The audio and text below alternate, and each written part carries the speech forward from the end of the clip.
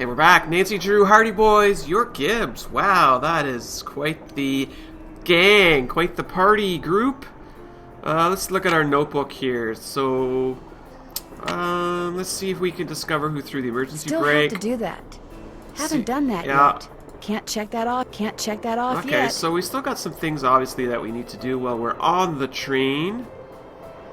And, oh, you know what we haven't done yet? We haven't called our good friend... Ooh, let's just take a picture of the boys. Sending that to Bess.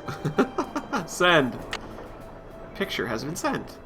Yay. Now let's go back and I want to give Bess a phone call. Let's see. Say, hello, girl. Did you get my photo that I sent to you? Hello? Hi, Bess. Hey, what's going on? Someone threw the emergency brake and almost derailed the train. Someone tried to sabotage the train? Yes. Well, it looks that way, although I sure don't know why. Maybe someone wants Jake's gold all to himself. Or herself. That doesn't make sense, Bess. Nobody even knows where Jake's mine is yet. I know. Maybe the gold from his mine is already on the train somewhere. So, Jake stashes a pile of gold ore on his train. But so far, the only person who's managed to trip over it is the saboteur? I don't think so. Tino Balducci definitely has a thing for Lori Girard. Really? Ooh, I bet the tabloids would love to hear that. What's more, I get the feeling Lori feels the same way about him. You mean there's some kind of mutual attraction thing going on between them? Yeah. Something's going on between them. Love is in the I'm air. not really sure what. We'll find out. I mean, that's a mystery worth pursuing. To heck with this Jake Hurley stuff. You'd give up the possibility of finding gold for gossip, Bess? For gossip this good? Oh, yeah. It's so delicious. The gossip is tasty. If I told you that I needed a hint, what would you say? I'd say it's about time. I'd say fire away. I still don't have all the gemstones I need. Help. If you head into the dining car, you'll probably see the light. As long as things are looking up, you will. Great. Thanks, guys. We aim to please. Bye. Bye. Oh, I mean, you know what? I think I just see it all shiny here. Is this it here? Ha ha ha ha ha. Funny that I see that now. Oh, that's a terrible hint. But I guess it's the only hint we got. So, boys, what do you got already? Balducci wants me to share everything I find out about Jake Hurley with him. I'll bet he does. He just doesn't want you to show him up again. Yeah, he wants you to do all the legwork so at the last minute, bam, he can swoop in and grab all the credit. I wouldn't tell him a thing, Nance. Unless it's to get lost. Wow, why didn't you just call me Nan, Frank? See you soon. You better. Okay. I'll do my best to see you later, boys. Now, is there anything I can actually do over here? No, it's still showing red here. Oh, that doesn't look good. Okay, Nancy, don't blow up the train, please. We have blown up a few other things, but we're doing a good job not blowing up the train so far. No, I don't think I need to be in here. Get off of there. Oh, I still kept this thing. Huh. Let's shut that down. Hello, everyone. Whoa, hi there. More questions? Yeah. Would you like to see the letter that Lori gave me as a reward for finding her? The one in which Jake Hurley supposedly tells his niece how to find his lost mine? No, thank you. I happily leave it to you to try to solve the mystery of his disappearance. You can afford to look foolish, dear. I can't. What is that supposed to mean? Do you have a theory as to who pulled the emergency brake? Well, I know it wasn't me. I assume it wasn't you, and I highly doubt it was Lori. So that leaves those two friends of yours, Mr. Gray and Mr. Balducci. What do you think their motive was? I don't know about your friends, but perhaps those other two simply thought it would be fun. What? Boys will be boys. No, boys will not be boys and try to derail trains. How would I go about finding out the name of Jake's train engineer? If you're smart, you'd ask me. And because my work is going surprisingly well, during my next break, I'll log on to my archives at home and see what I can turn up. That'd be great, thank you. Whoever invented the cellular modem, that's whom you should thank, dear. The cellular modem? Aren't you even going to try finding out what happened to Jake Hurley? No time. The only reason I haven't insisted that Laurie release me from all the silliness is there's always the possibility that what happened to him has the makings of a bestseller, although I highly doubt it. Why are you so sure that Jake's story wouldn't make a bestseller? His story is an all too common one. A man wanders off into the desert in search of gold and never returns. Why? He either doesn't have enough food or water, or he encounters hostile natives. Okay. But why was his train found out in the middle of nowhere with just the dead engineer on board? That does make the story a little more interesting. My guess is the engineer got tired of waiting for Jake to return, took off in the train to get help, and died of a heart attack along the way, after which the train rolled to a stop in Blue Moon Canyon. Anyone experienced enough to single-handedly run a steam engine would have been quite a bit older than Jake. Fair enough. What do you think happened to Camille? She probably died of something mundane like pneumonia or even measles. Now, if it was wintertime when she died, and they were in the mountains, Jake no doubt kept her body on the train for months before he buried her, which is rather delicious in a morbid sort of way. This character is so cool. So wicked and yet so, I don't know, special, I guess is the word I'm looking for. Let's see then, what shall we do? I guess Well, we'll I'll let let her you go. go. My publisher thanks you. Cheeky. She is so cheeky, I love it. So let's turn around and go talk to some more folks.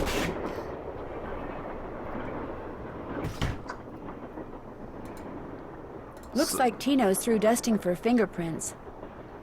Better not mess with that puppy. So Tina, okay. Let's go talk to him then.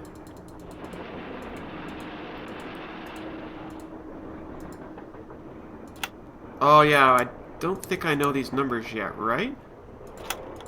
I'll have to come back to that. Let's go across here. Off a long train. Hello there. What's going on here? Sickly Sarah caught a germ so new, it made one of her pretty green eyes turn blue. Aw, sickly Sarah, I feel bad for you.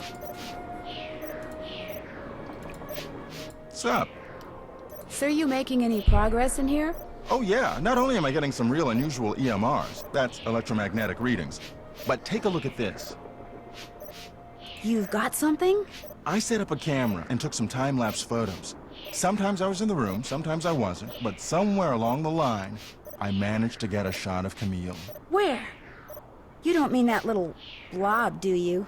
Yep, that's Camille. Where? Okay. You're skeptical. That's cool.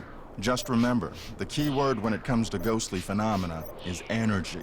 That blob is the result of Camille's residual life force, spirit if you will, reacting with the chemicals in the photographic paper. Couldn't it just be a flaw in the photographic paper? Yeah. Okay, it could be that too, but it's not. Trust me. No. I'll let you get back to work. You're Goodbye. crazy work. You're crazy. Uh-huh. Little book of samples. So this looks... Why was this familiar? Oh yes, because of all of these things here. They mean something. That's right. Okay, I can't play the piano. It's locked. Did I not have the... No, I guess I didn't. It's locked. So that's how we play the piano, which we already know. I did this already, that was Pipe Dreams. This is supposed to mean something based on that. So I'm gonna... That actually might be the code we need. Thing is, I don't know what... Like, these numbers here might help us based on... Oh, look, Awful Ursula. Huh. That's definitely something. I'll have to have a closer look at that. I want to go talk to some peeps. Hello there. Glad you dropped in. Lori told me she'd given you a letter from Jake Hurley that says how to find his mine. Yeah, and? I didn't mention it before because it's very bizarre. Lori should have given that to me. I mean, I'm the trained professional around here. Let me take a look. You're kind of a jerk, though, too, right? Professional jerk. I've seen enough. 2 words. Useless. Those are just the rantings of a guy who spent way too much of his life swirling mud around in pans under the hot sun. 5-star nut job.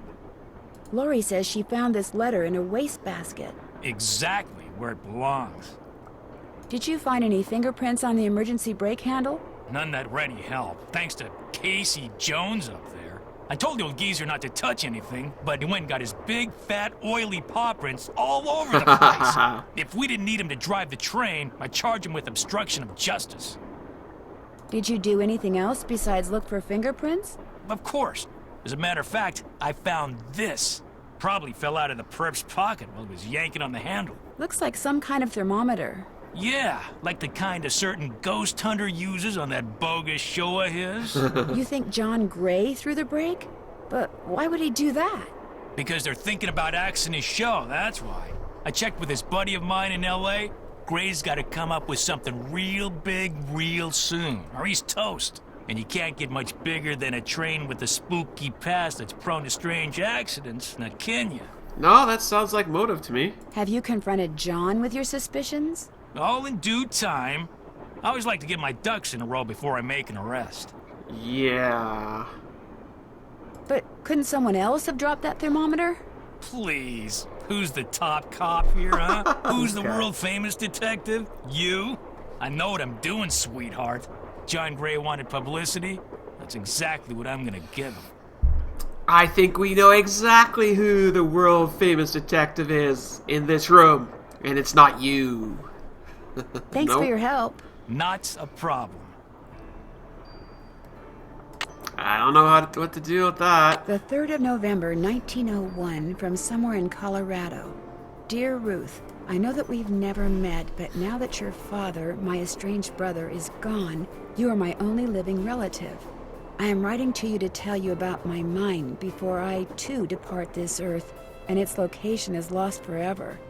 I cannot tell you outright where it is, lest this epistle fall into the wrong hands, but with the information which follows, and with my train, which shall be yours upon my death, I promise that you'll be able to find it. First, you will need a map. To obtain it, know that my travels have taken me all over this great country, to towns which can be difficult to find, to Calico, Silverado, and Central City, to Dodge City, Virginia City, and Tombstone. To locate the mine on the map, you'll need my projector. When it comes to placing the stones, you'll need to ask someone who holds a warm place in my heart. I have stored his name accordingly, but to retrieve his name, you'll have to give the dolls an order. This will require looking inside Camille's dancing shoes for the name of their maker, and wearing the shoes as you perform her favorite step on the dance floor. As for my beloved Camille, she has 4 words for you, words which, when translated into numbers and used in combination, will help power my projector. But alas, she's taken them with her to her grave. So go to Copper Gorge, Colorado, and pay your respects, and let some of her goodness rub off on you. I promised Camille that this train would always be her home. In return, she promised to never leave, and indeed she never has. People say I'm crazy, but I've seen her, and heard her, and feel her presence on the train even today, 20 years after her untimely death. So above all else, my dear niece, let nothing happen to my train. It holds wonderful things. Kindest regards, Jake Hurley. Oh, wow. That is a very interesting letter. It actually gave pretty much the entire sort of solution here that Nancy's going to have to follow.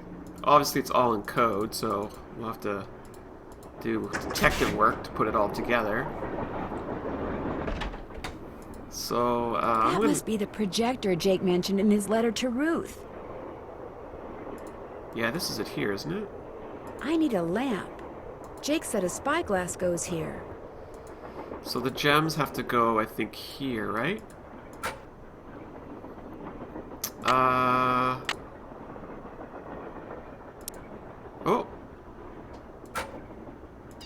Next. Oh, maybe this actually means something. I have a feeling I'm doing it wrong. That's okay. I'll put them here just as placeholders. And, oh, no, wrong way. Actually, do I actually have 4 gems? I'm not sure if I do. No, I don't. Okay, we'll come back to this. I want to go dancing. Who wants to go dancing with me? Or with Nancy, for that matter. Hi there. So now, where's my instructions here? Oh my heavens. How am I going to do this? So, goes here. Wait. Okay, so that one goes there. Oh, you know what? This is not going to work because I'm going to have to keep going back and forth.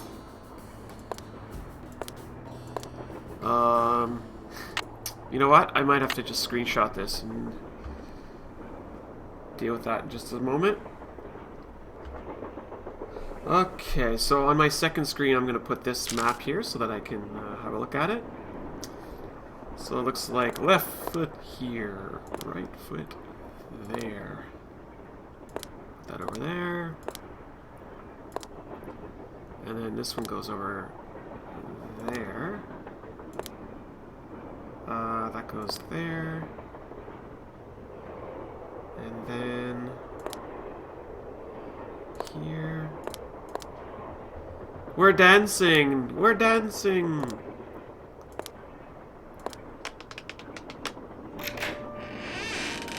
Whoa! Creepy dolls are creepy. What the heck was that? Wonder how you're supposed to get this open. I don't know, but I found a gem. Hello there. Guess Camille liked to collect dolls. Holy cow. I'm gonna have to know how to put these together.